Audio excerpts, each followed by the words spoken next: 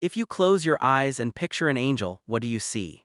For centuries, modern culture, Renaissance art, and Sunday school textbooks have trained us to envision soft-skinned humans with golden hair, peaceful faces, flowing white robes, and majestic swan wings. We place them on holiday cards, carve them into cathedral walls, and paint them as gentle guardians hovering softly over sleeping children.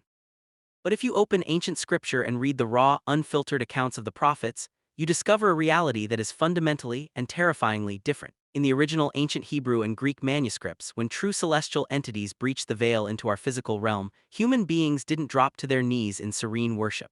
They fell to the ground in sheer, paralyzing terror.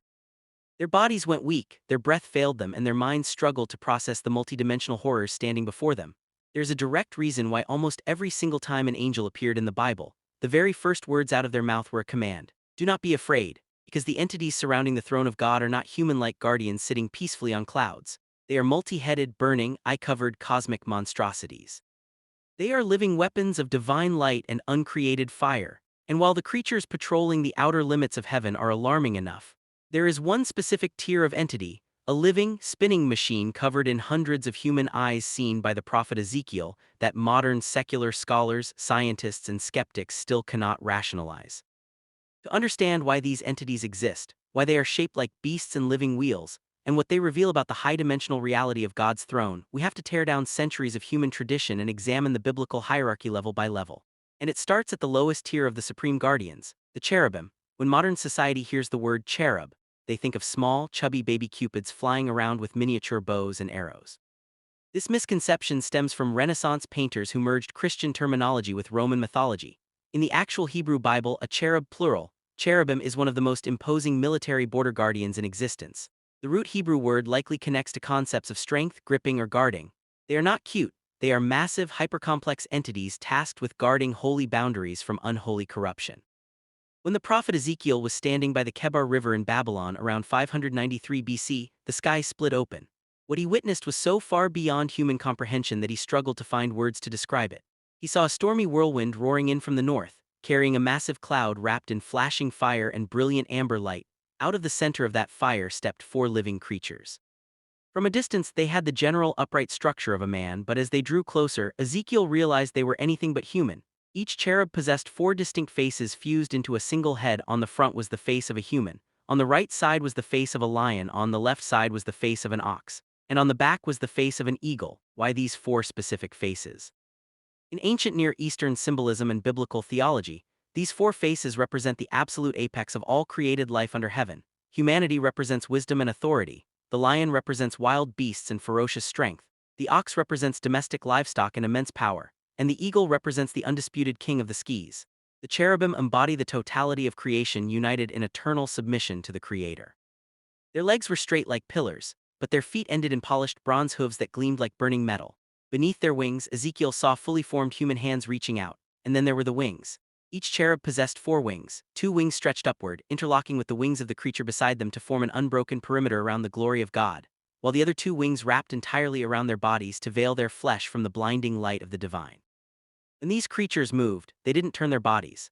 Because they had faces looking in all four cardinal directions simultaneously, they moved in straight lines with the speed and suddenness of a bolt of lightning.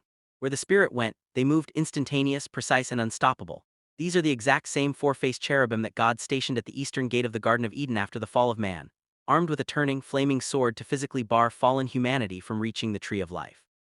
They were not stationed there to welcome man back. They were placed there to execute divine judgment on anyone who dared trespass. As terrifying as the four-faced cherubim are, they operate as the outer boundary guards.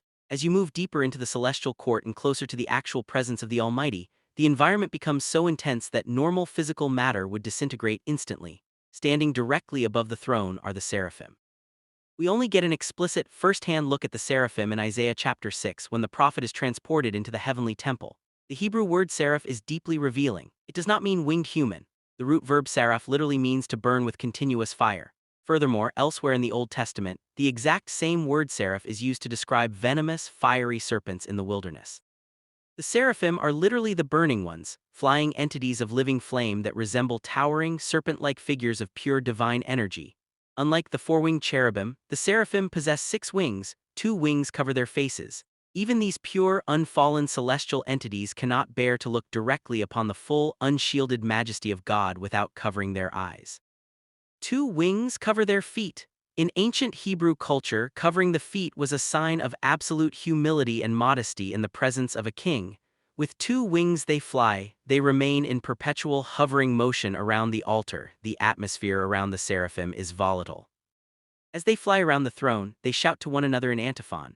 Holy, holy, holy is the Lord of hosts. The whole earth is full of his glory. Their voices radiate with such raw frequency and power that the literal stone foundations of the heavenly temple shake to their core, and the entire chamber fills with heavy, impenetrable smoke. When Isaiah saw this, he collapsed, crying out that he was undone, ruined, because he was a man of unclean lips standing before pure holiness. A seraph then flew to the altar, took a burning coal directly from the altar fire using tongs and pressed it directly against Isaiah's lips. It was not a soft, comforting touch. It was a searing, agonizing act of holy purification designed to purge mortal sin. The seraphim exist in a state of eternal combustion. They are the living embodiment of God's holiness, a consuming fire that destroys anything unholy that attempts to draw near. Now we arrive at the most bizarre, mind-bending, and controversial entity recorded in the entire Bible. When Ezekiel was looking at the base of the 4-faced cherubim on the bank of the river, his eyes dropped to the ground, and what he saw defied every known law of physics and biology. He saw 4 massive towering structures resting on the earth beside the cherubim. He described them as a wheel inside a wheel, 2 concentric, interlocking rings intersecting at right angles, glowing like polished chrysolite or beryl. Modern pop culture and secular writers have tried to claim that Ezekiel was looking at alien technology, flying saucers, or metallic gyroscopes, but the biblical text explicitly denies this. These were not mechanical inventions. These were living spiritual entities known in Hebrew as the Ophanim, the wheels. Ezekiel writes that the spirit of the living creatures was inside the wheels. They were alive. They had consciousness, intention, and divine purpose. And then Ezekiel describes the detail that chills secular readers to the bone. The entire outer rim of these towering, spinning wheels was covered, all the way around, with hundreds of open, human-like eyes. These eyes were not decorative symbols. They represent total omnidirectional perception. Nothing in creation is hidden from their sight. They see forward, backward, upward, and into the spiritual and physical dimensions all at once. When the cherubim moved, the living wheels moved right beside them. When the cherubim lifted up off the earth, the Ophanim lifted up with them. They form the living, mobile throne chariot of God, a divine vehicle that moves seamlessly across time, space, and dimensions without ever having to turn its orientation. The Ophanim do not speak with human words. They do not have human limbs. They are highest-order cosmic entities whose very physical presence acts as the literal floor and transport mechanism for the glory of the Most High. Why did the Creator design his heavenly court with creatures covered in eyes, burning with fire, possessing 4 heads, and structured like spinning wheels? Why aren't they simple, peaceful humans with wings? The answer reveals a profound truth about the nature of God and the universe. Heaven is not a human-centric playground.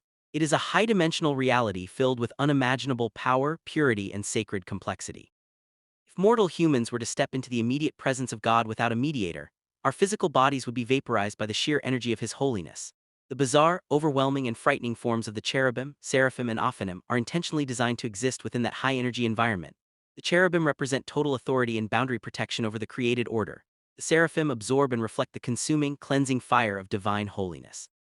The Ophanim manifest total omniscience, mobility, and high-dimensional sight. They were never meant to be cute.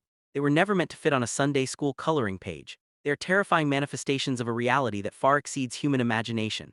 So the next time someone tries to tell you that angels are just gentle, winged humans sitting on clouds, remember the eye-covered wheels of Ezekiel, the 6-winged burning serpents of Isaiah, and the 4-faced guardians of Eden. Ancient scripture hides a reality that is far wilder, darker, and more awe-inspiring than anything Hollywood could ever invent. Thank you for watching Truth Made Clear. If this video helped you understand the depth of biblical prophecy, make sure to hit subscribe, leave a like, and share with someone who needs to see this. Until next time, keep testing everything against the Word and let the truth be made clear.